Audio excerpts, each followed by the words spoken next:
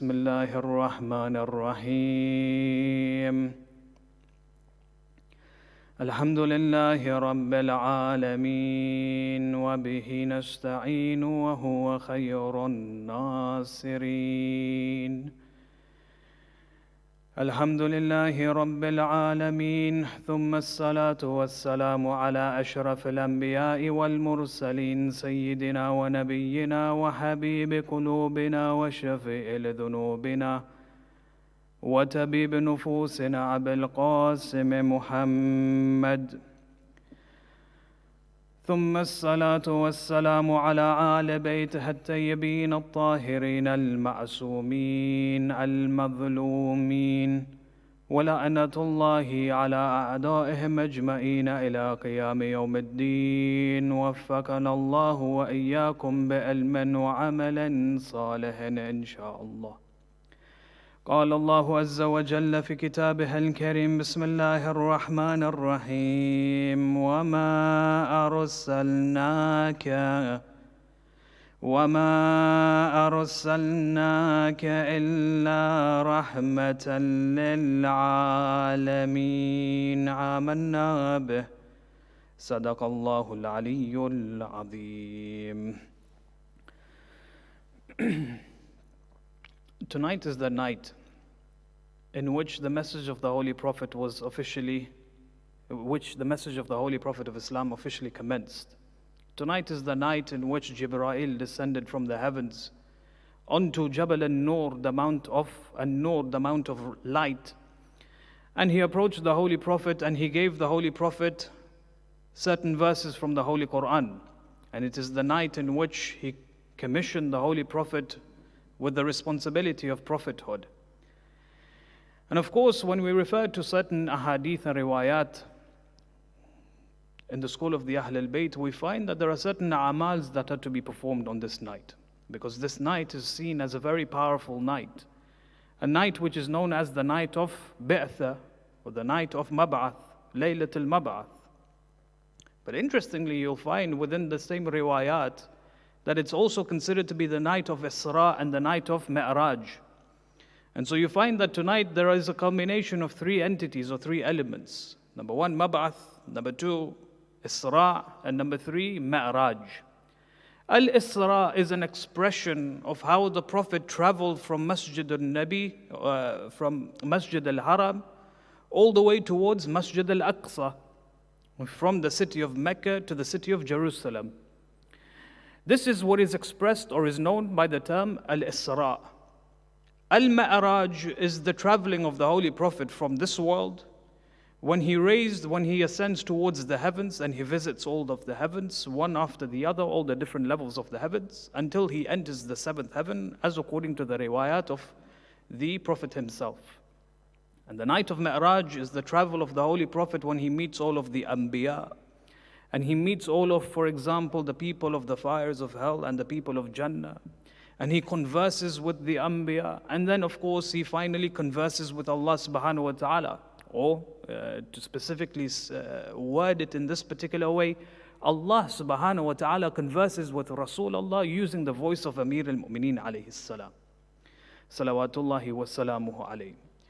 And so you find that this night is a culmination of three elements. Al-Isra on the one hand, Al-Mi'raj on the other. Interestingly enough, when you refer to certain clips on YouTube, for example, of how Muslims debate with certain atheists, you find that atheists spend no time mocking the Muslims when it comes to the concept of Mi'raj. In the sense that they say that how is it possible for a person to sit on a magical horse with wings and fly towards the heavens, or a person to sit on a rug, referring back to Aladdin, for example, sitting on a flying rug, moving from one area of the world to the other area of the world. It's easy for us Muslims to believe in this phenomenon. The reason being is because we believe in Allah subhanahu wa ta'ala, and we believe in the power of Allah subhanahu wa ta'ala. For those of you who've attended my sessions on the tafsir of Dua Kumail, when we spoke about the quwwah of Allah and the qudra of Allah, it's very much possible for Allah to do these things, especially for His beloved servant. If we believe in Allah, we believe that He is graceful, We believe in His lutf. He sends down prophets to guide mankind, to bring mankind towards the path of purity and the path of truthfulness. It's easy for us to believe in Al-Ma'raj and Isra simply because we believe in the power of Allah, and we believe in the power of the Prophet, and we believe in the power of the maqam of the Holy Prophet. Whereas when you come across a person who does not believe in Allah and does not believe in prophethood and does not believe in the power that is associated with Allah and His essence, then it becomes hard for them to understand the concept of Isra and Mi'raj. So never feel lightened or never feel disheartened when people mock our religion, saying, how can you believe in a person who ascends towards the heavens? It's very much easy for us to believe in it because we believe in the power of Allah, we believe in His existence, and we believe in the power of the Holy Quran as well. But at the same time, not only is this night considered to be the night of Isra and the night of Mi'raj, but it's also considered to be the night of Mab'ath, the night in which Rasulullah, or the day tomorrow, the 27th of Rajab, the day in which Rasulullah was commissioned. He was inaugurated as the Prophet of Allah subhanahu wa ta'ala, as the final Prophet, Khatam al-Nabiyyin in this world, the seal of all prophets. There is a particular dua that is to be recited on this night. And the dua begins, the opening lines, the introductory lines of this dua is Allahumma inni as'aluka bitajalli al-a'zam.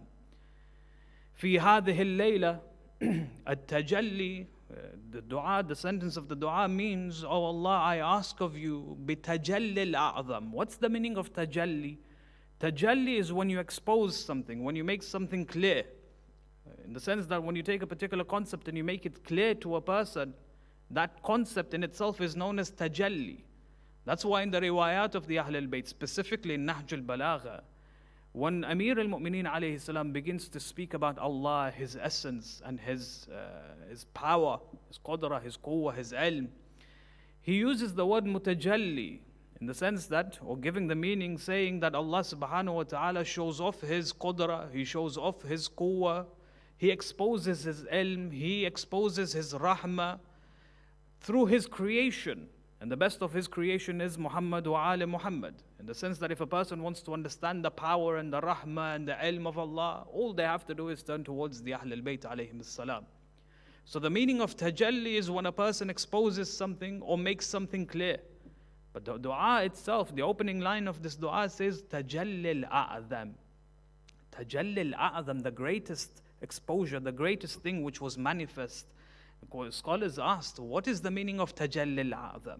And so there were a number of different interpretations, 3 interpretations to be precise.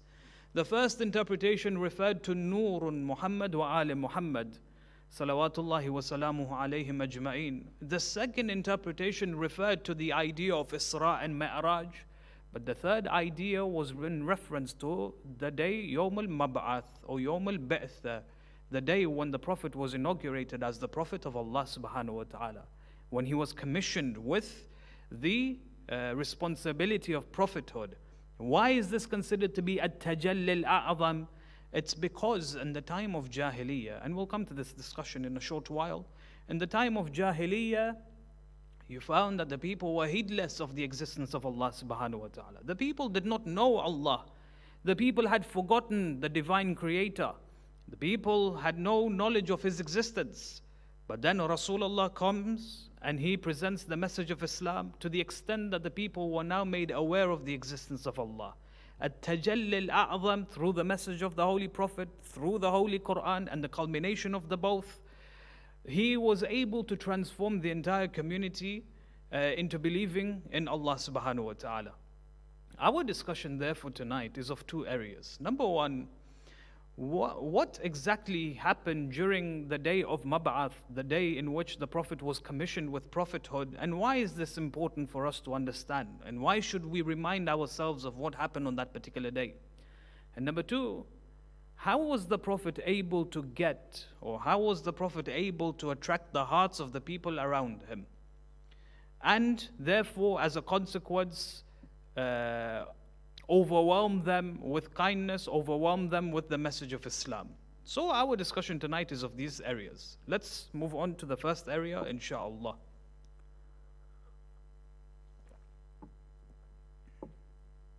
When we refer to the riwayat of the Ahl al-Bayt, and of course the opinions of the scholars from the Jumhur, from the madhab of the Ahl Sunnah wal Jama'ah, we find that there are different of opinions with regards to what happened, with regards to how the mission of the Holy Prophet commenced in the very beginning.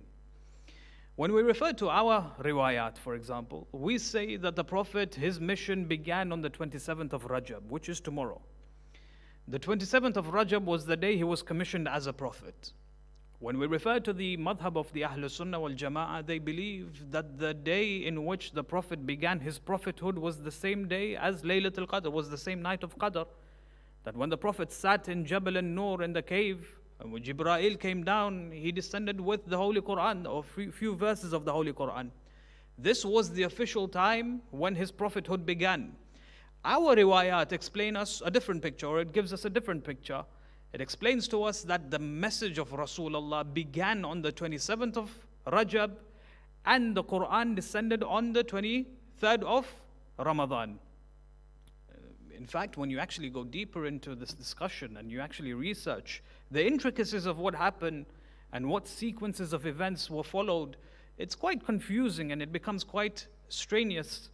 But you find that there are a number of different, and as a result, what happens is that a number of opinions were raised and a number of different ideas were proposed by the ulama, which further added to this confusion.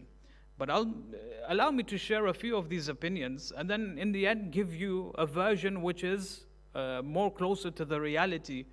But in fact, even when you go through and filter through these different riwayat and narrations, you find that there is no, in essence, there is no deep differences of opinions. Allow me to explain this. When you refer to one set of riwayat, there's one group of riwayat which mentions that on the 27th of Rajab, Rasulullah became the Prophet, the official Prophet of Allah subhanahu wa ta'ala, the final Prophet. Did Jibreel on this night come down and reveal to him certain verses of the Holy Quran? These groups of scholars, they came forward and said, no, we don't have actual narrations to explain to us, which explains to us that on the 27th of Rajab, a series of verses was revealed to the Holy Prophet of Islam. On the night of Qadr, this is when the Quran was revealed to the Holy Prophet. In essence, what they said was, on the 27th of Rajab, Rasulullah was given prophethood. On the 23rd of Ramadan, Rasulullah was given the Holy Quran. And this is as simple as it gets. There is no revelation of the Holy Quran on the 27th of Rajab. They made a distinction between wahi, ghayr al-Qur'ani, and wahi al-Qur'ani. In the sense that wahi, which was not or did not involve any ayat of the Holy Quran, is reserved for the 27th of Rajab. And the revelation which involves the ayats of the Holy Quran is reserved for the night of Qadr. This was the first opinion. It's an opinion held by some of the scholars, and it's a possible opinion. The second opinion, going into the deeper intricacies of what happens and the differences between Rajab and Ramadan, the second group of scholars came forward, and this is of course based on the riwayat of the Ahl al-Bayt. They came forward and they said that Rasulullah on the 27th of Rajab was visited by Jibreel. Jibreel descended from the heavens and he spoke with the Holy Prophet. This opinion specifically states that on the 27th of Rajab, when his mission began as a prophet, 3 years later, the events of Laylatul Qadr takes place. So the fasila, the difference between the 27th of Rajab, the day when his prophethood began, and the night in which the Quran was revealed, was a difference of 3 years and a couple of months. Just a bit shy of a couple of months. So there's a difference between the day his mission begins and the day in which the revelation of the Holy Quran is given to him. 3 years and a couple of months. And this, of course, is based on the hadith mentioned by Ali ibn Ibrahim al-Qummi. In his tafsir, he mentions this particular narration, a very interesting narration. He says that when the Prophet of Allah was 37 years of age, 37 years old, Jibreel, he saw in his dream that Jibreel came towards him and referred to him as Rasulullah. Assalamu alayka ya Rasulullah. Rasulullah saw this in his dream at the age of 37, but he kept it to himself. He did not share this news with anyone or anyone else in the community. A few days later, as he was looking after the herds or the sheep of Abu Talib, alayhi salam, he saw a man approach him. And this man, when he came towards the Prophet of Islam, this man referred to the Prophet as Rasulullah. He said, Assalamu alayka ya Rasulullah. And the Prophet asked this man, he said, who are you? And this man said, I am Jibreel, and I have come to give you glad tidings and to commission you with the prophethood. And that you, as your responsibilities as a prophet begins from today. And I have come to teach you wudu, and I have come to teach you salah. 3 years later, at the age of 40, Rasulullah is in his home, in his room, and he's engaged in salah. When Amir al-Mu'mineen alayhi salam walks into the room, he sees the Prophet praying, and he says, Ya Abul Qasim, ma hadha? He says, what is this? Upon which the Prophet of Allah replies, this is salah which has been ordered by Allah subhanahu wa ta'ala. Of course, this second opinion, which said that there is a difference of 3 years between the commencement of the prophethood of the Prophet of Allah and the revelation of the Holy Quran, is based on this particular hadith. It's an isolated opinion and something that's not shared with majority of the scholars, but nonetheless it's an opinion that's out there. The third opinion, which is a closer opinion, closer to the reality, explains that on the 27th of Rajab, Rasulullah was commissioned with prophethood. And in the same year, just a couple of months later, Jibreel descends and reveals to him the Holy Quran, known as the events of Laylatul Qadr. Now a question raises, or a question can be asked. The question is, do we believe that verses were revealed on the day of Mab'ath? Of course. When Jibreel first met with Rasulullah, commissioned him with prophethood, the first verses of Surah Al-Alaq were also revealed. اقرأ باسم ربك الذي خلق. Following verses as well were revealed to the Holy Prophet. But then the key question that is raised is, if the verses of the Quran were revealed on the day of Mab'ath, then what exactly happened on the night of Qadr? What happened on Laylatul Qadr? Because all these years we've been learning, or we've been reminded during the nights of Qadr, that this was the night in which the Quran was revealed. We refer to the Quran itself, شهر رمضان الذي أنزل فيه القرآن. It is the night in which the Quran was revealed. شهر Ramadan. It doesn't talk about شهر Rajab. In another verse, for example, إِنَّا أَنزَلْنَاهُ فِي لَيْلَةِ الْقَدْرِ. Indeed, we revealed it on the night of Qadr, the night of decree. And the third opinion, it explains, إِنَّا أَنزَلْنَاهُ فِي لَيْلَةِ الْمُبَارَكَ. We revealed onto the Holy Prophet in the night of Mubarak, and the night of blessings. It doesn't talk about the month of Rajab, it talks about the month of Ramadan. So why is it that we have conflicting narrations? One explaining to us that the Quran was revealed on the night of Mab'ath, or on the day of Mab'ath, and the second on the day of on the night of Qadr. In fact, when you go into the intricacies between these opposing narrations, there is no contradiction. There is no opposition between these two opinions. We came forward and explained. Our ulama came forward and explained and said that what happened on the day of Mab'ath, Jibreel descended and only descended with 5 verses of Surah Al-Alaq. Whereas in the night of Qadr, the entire Quran was revealed to the Holy Prophet. In the sense that this discussion goes back to the discussion of ulum al-Quran, in the way and the method in which the Quran was revealed. And we believe that the Quran was revealed in 2 ways. 2 strategies were utilized by Allah in revealing the Holy Quran. The first is known as Inzal, and the second is known as Tanzil. Inzal means that the entire Quran was revealed in one go, daf'atun wahid, to the Holy Prophet. And Tanzil meaning that the Quran was revealed bit by bit, ayah, and then an ayah, surah after a surah. Whenever a situation or an event took place within the Muslim Ummah, you found that an ayah was revealed speaking about that particular event. When the hijrah of the Prophet takes place, an ayah is revealed to talk about hijrah. When Badr takes place, an ayah is revealed to speak about Badr. When, for example, the peace treaty is taking place in the Muslim Ummah, you found that an ayah was revealed speaking about the peace treaty, and so on and so forth. Whenever certain ahkams were established for the first time in the Muslim Ummah, you found that an ayah was revealed speaking about that particular event. So, Tanzil or Tadrij was the event when the Quran was revealed bit by bit over a period of 23 years. Inzal is a strategy that was utilized by Allah in the night of Qadr when the entire Quran was revealed according to the narrations from Lawh al-Mahfuz to Bayt al-Ma'mur and into the heart of the Holy Prophet. Whereas Tanzil, where the Quran was revealed bit by bit, began on the day of Mab'ath, the day in which the Prophet was inaugurated as the Prophet of Allah subhanahu wa ta'ala. Salawatullahi wa salamu alayhi.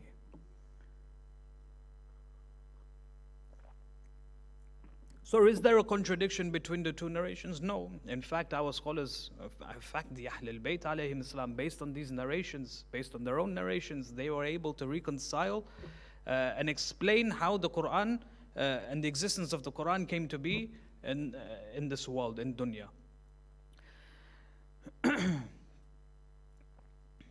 When we speak about the power of the day of Mab'ath, you find that within the Holy Quran, and within the riwayat of the Ahlul Bayt, it begins to speak about the reality of the Holy Quran and how the Quran has this ability and this power to, of course, change mankind from within, and how the Quran has the ability and the power to change how people were in that particular society.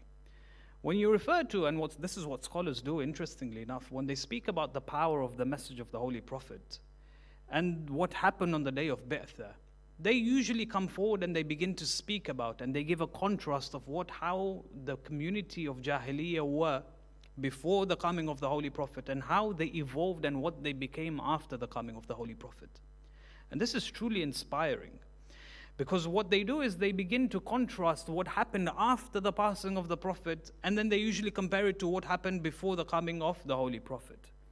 As far as we're concerned with regards to the people of Jahiliya, the age of Jahiliya, suffice for us is when we refer to the words of the Holy Lady Fatima al-Zahra salamullahi alayha, when she begins to speak in her sermon known as the Sermon of Fadak, when she turns to them and she says to them, you were that community that when my father came towards you, he saw that each and every one of you was segmented in different groups. A part of you worshipped the idols, and a part of you worshipped the different idols, and a part of you worshipped the third idols, and so on and so forth.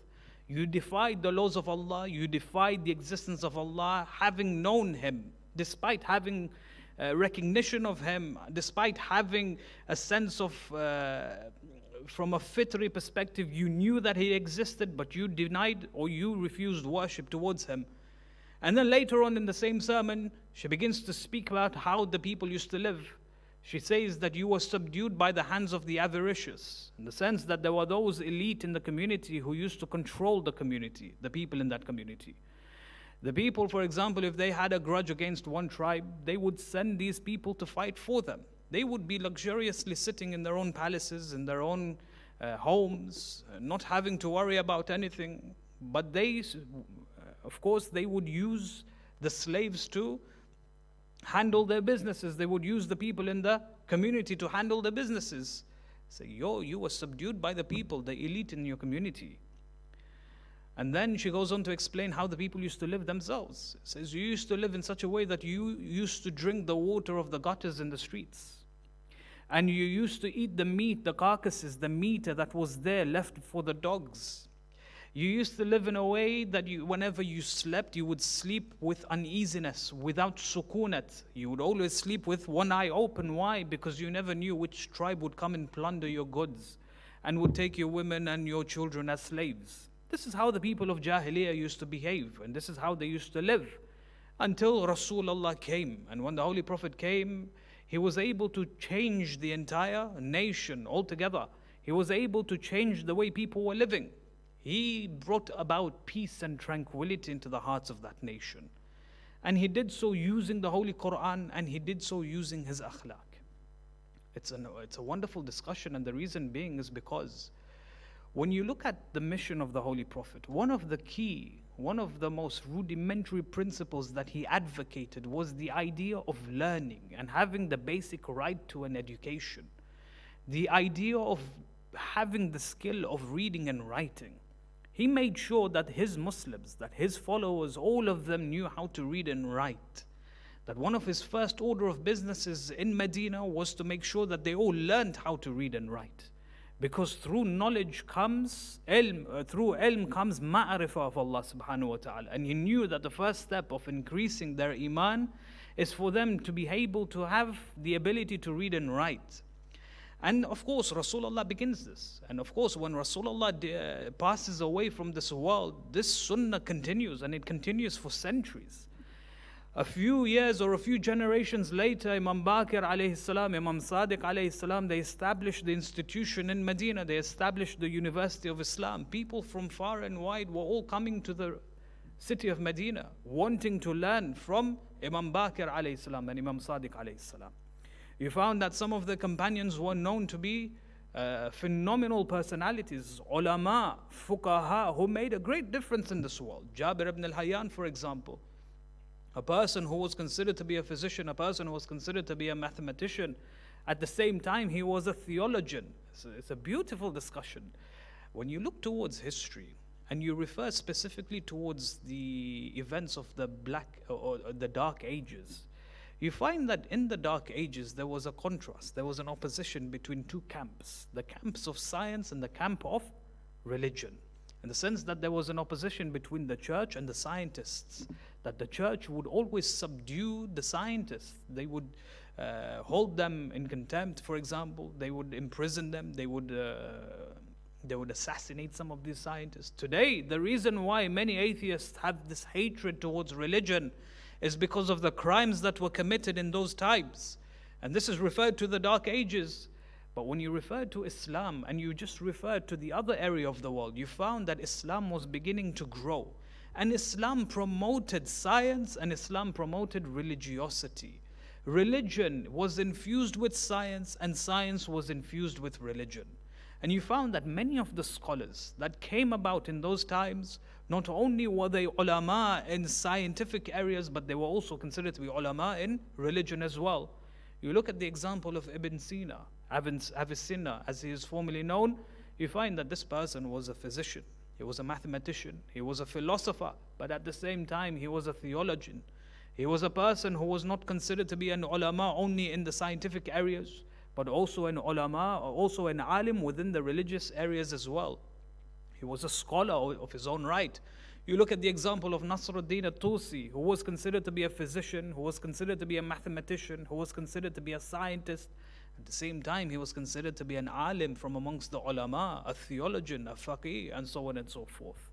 Religion was absolutely infused with science. And this is what Islam promoted. When you read the books of history, for example, you find that for 300 years, Muslims were pioneers in scientific areas. You find that for over 700, 800 years, Muslims and the Muslim Empire was a pioneer in the mobilization and the establishment of a civilization in the world. Some of us may come forward and say, well, hold on a second. It's true that the Muslim Empire was a strong empire in that time, but it wasn't under the guidance of the Ahlul Bayt. I say, Sahih, it wasn't under the guidance of the Ahlul Bayt, but you have to understand they left a mark in history that they were considered to be a powerful empire. And this was done without the guidance of the Ahlul Bayt. Imagine what the Ahlul Bayt could have done if they were in power themselves. We have this within our riwayat. Within our riwayat, we have that when the Imam returns, Ajjalallahu ta'ala farajahu sharif, he will bring with him knowledge and he will bring with him the qudra of Allah to the extent that he will be able to create a civilization that has never been seen before in this world. And this would be under the guidance of an infallible, a ma'asum, a person who is directly connected with alim al-malakut. These were the accomplishments of the Muslims. But all of this began where? On the day of Mab'ath. This is a community, the community of Jahiliya was such that they were surrounded by multiple different empires. But do you know that none of these empires ever gave thought to conquer Mecca? They didn't even think it was worth it. Because the people of Mecca were so little, the people of Mecca were so low, that they did not see any benefit in conquering them and taking over their lands. They let them be the way they were. But Rasulullah comes along and he brings forth a revolution. He changes their mentality. He changes the way they live. Soon you found that this small place in Hijaz became a powerful place to the extent that it began conquering the neighborhood or the neighboring empires. to the extent that it was a catalyst. The revolution of the Holy Prophet was a catalyst in creating a strong civilization in the history of mankind. So you found that the Holy Prophet was able to establish a kingdom. He was able to lay down the grounds to create a strong civilization. And all of that began on the 27th of Rajab. And that's why tomorrow is a very important day. It's a very, very powerful day because it allows us to remind ourselves of the struggles of the Holy Prophet. But now, coming on to the second area of our discussion, very quickly, how was the Prophet of Islam able to attract the hearts of the people? He was able to attract the hearts of the people through one very simple strategy, his akhlaq. And we have this within our narrations. We have it within the Holy Quran. وَمَا أَرْسَلْنَاكَ إِلَّا رَحْمَةً لِلْعَالَمِينَ. I have not sent you except a rahmah, to be a mercy upon the people. لَوْ كُنْتَ If you are hard-hearted, Ya Rasulullah, if you are hard-hearted, the people would have removed themselves from you. They would have ran away from you. Within the riwayat we have, for example, إِنَّمَا بُعِثْتُ رَحْمَةً. I have been sent as a rahmah. I have been sent as a manifestation of the rahmah of Allah subhanahu wa ta'ala. إِنَّمَا بُعِثْتُ لِأُتَمِّمْ مَكَارِمَ الْأَخْلَاقِ. I have been sent to perfect the morality of the human being. It was through his akhlaq that he was able to attract the people around him. He was able, and that wasn't an easy task. You have to understand the people of Jahiliya, many of them were hard-hearted. Many of them were, for example, arrogant. Many of them were vile. They had many vices in their hearts. You have to understand that these people, just a few years ago, they had no problem burying their daughters alive. They had no problem killing one another. They had no problem plundering the wealth of the people from the other tribes. These people were drowning in their own blood and bloodshed. Rasulullah had to communicate with them very strategically. And he did so through akhlaq. The arrogant, Rasulullah spoke with them in a specific way, with love, with empathy. You found, for example, those who were hard-hearted, Rasulullah dealt with them strategically. Those who were stubborn, Rasulullah dealt with them strategically. Never did Rasulullah leave them on their own. Never did he turn a blind eye towards them. He was always there at their service. And when they saw this, when they realized this, they were attracted to him. The whole concept of jadibiyya. They were attracted towards the Prophet of Islam. And they came towards him and they supported him. Leave aside the politics. The ummah that was created by the hands of the Holy Prophet was much stronger than what it was before the coming of the Prophet. And allow me to end with 3 narrations or 3 stories of how the Prophet used to deal with certain members of his community. The first is how he used to respond and interact with the youth in the community. They say there was a person, a young man, a youth who came towards the Prophet of Allah. And he said, Ya Rasulullah, I'm in need of some money. If you have any cash, please spare me some cash. It so happened that the Holy Prophet did have some coins. So he gave him these coins. You know what the youth does? He takes these coins, he throws it back to Rasulullah. He says, this is too little. Give me something more. Choosy beggar. Yes, and how the choosy beggars, they tend to get under our skins sometimes. When the companions saw this, they got up and they were about to do whatever they wanted to do to that youth. Rasulullah turns to his companions, he tells them, sit down. It's okay, leave him. So they sat down, they cooled off. Rasulullah stood for salah, he finished his salah, he came to the youth and he said, let's go, come to my house. He takes him to his home. When he takes him to his home, now this youth becomes the guest of Rasulullah and the Holy Prophet becomes his host. And he looks after this youth, he gives him something to drink, something to eat. He begins to speak with him with manners, with kindness. To the extent that the youth was now feeling regret for what he did. So he turns to Rasulullah, he says, Ya Rasulullah, I'm sorry for my actions. The Holy Prophet, he says to him, don't apologize to me here. He says, tomorrow when I go back to Masjid al-Nabi, come towards the Masjid and publicly apologize to me. Not for my sake, but for your own sake. What you did today is now imprinted in the minds of the people that saw you. If you were to come tomorrow and apologize to me publicly, they will forget your actions and they will see that you are a bigger person for coming publicly and apologizing. Rasulullah here was looking after the reputation of the youth. And today, in this day and age, for example, a youth may do the same. Youths, usually what we do is we do the silliest of things without thinking. We do the silliest of things not knowing that what we're doing can have an impact on us later on. Rasulullah warned him. He said, if you don't apologize to me publicly, these people after I'm gone, whether it be 10 years later, 20, 30 years later, they will remember you for your actions. But if you apologize, they will forget about your actions. Likewise today, and this is a message to all of the youth, when you sit behind your screens and you write what you write, and you post pictures, whatever you're posting pictures on social media, and understand that it has an effect on you. It will remain with you until the near future, or until 10 years or 20 years later, it will come back and bite you. Here the Prophet made sure that he was concealing, he was protecting the reputation of the youth. You find, for example, his interaction with the children of the community. This is something that also needs to be spoken of and researched into in depth. The Prophet of Allah, when he used to interact with the children of the community, he treated them as human beings. They say one day he was walking and there was a child, and this child had a herd of sheep behind him. And all of a sudden, a group of children came and they began to pick on this child, to the extent that he lost control of his herd and all the sheep began to run in all different directions. So the Prophet, he goes around, he goes collecting one sheep after another, he comes and he gives it to this child. This is a beautiful action, a very deep message for us, that children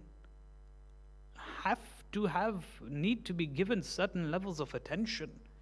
Sometimes when we come to the centers, some of us, we don't even look towards the children. Some of us, we don't even interact with the children of our community. These are the futures of our community. We need to make them feel as if they are part of this community from a very young age. You know how much of an effect it has on a child when an adult turns towards him and says, Salamun alaikum? It has a phenomenal effect on the child. It makes him feel special that an adult, someone who is not part of my family, has said salam to me, or even looks towards me, or even speaks to me. It has a phenomenal effect on the child. It makes him feel that he's part of a community from a very young age. Because we have to understand that these are our leaders of the community in the future. These are the people who will run this center in the future. It becomes necessary that we speak to them, we interact with them. Some of us, we come, we don't even look towards the child. We pretend as if, subconsciously we pretend as if they're not even there. No, that needs to change. We need to interact with the children in our community. They say one day there was a child, an infant in the lap of Rasulullah.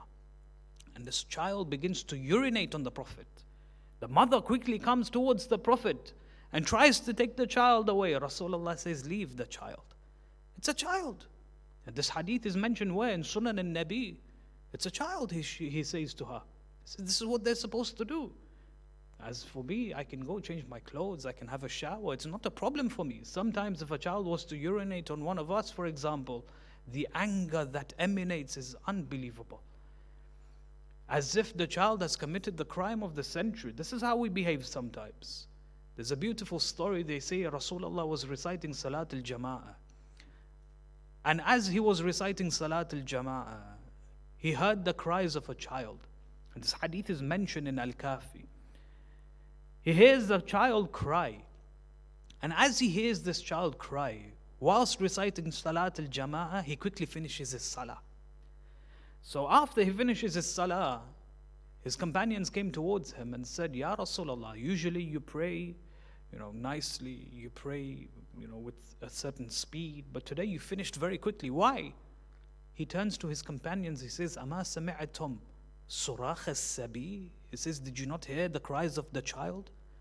He said, yes, we heard. Rasulullah says, I am not the type of person who is able to pretend that I am perfectly normal when I hear a child cry. You find his respect, the ihtaram that he gave towards the children and the community was phenomenal.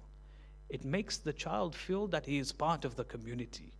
And that has a strong establishment from a very young age. It establishes that child, it builds his character from a very young age. And thirdly, lastly, his interactions with the non-Muslims in the community. They say one day he was sitting with his companions when the janazah of a Jew was passing by. A janazah of a Jew. And as the janazah of the Jew was passing by, Rasulullah stood up out of respect.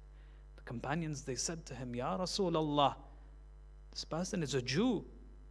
The Prophet replies, the Messenger of Allah, he replies, he says, so what? This person, his insan, he's a human being, he deserves respect. Regardless of what religion he is from, he deserves respect because he is a creation of Allah subhanahu wa ta'ala. And we are indeed living in trying times when everyone in this world is affected.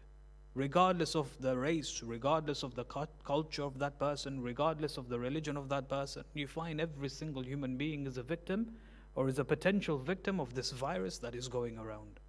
And there are certain human beings, their hearts have hardened in such a way that when they turn towards one country in the world who is afflicted by this particular virus, it does not move them from within.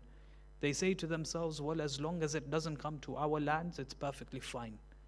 If it happened in one area of the world, it's fine. We have nothing to do with them. No, this goes against the teachings of the religion of Islam and the teachings of Rasulullah. Our hearts should be moved when insan is in trouble, when insan is a victim of this particular virus. We pray to Allah subhanahu wa ta'ala to give us the tawfiq to be safe from this particular virus. And those who are afflicted from it, tonight is a phenomenal night, a very powerful night to also pray for them. And of course to remember them in our du'as whenever we recite the du'as, whether it be in this month, in the month of Sha'ban, and of course even during the month of Ramadan. Wa akhir da'wana alhamdulillahi rabbil alameen.